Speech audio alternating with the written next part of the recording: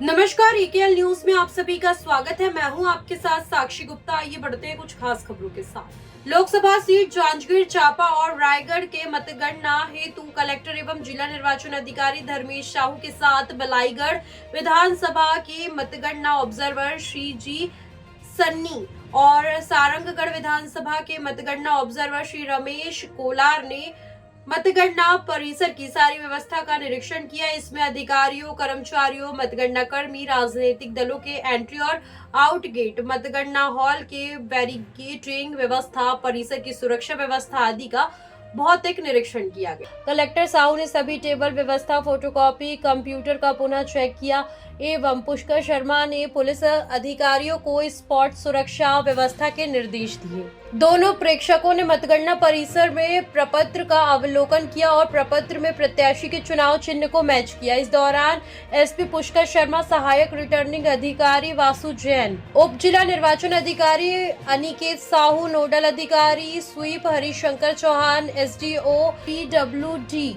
विग्रेश कुमार और निर्वाचन पर्यवेक्षक हरि किशन डनसेना उपस्थित थे।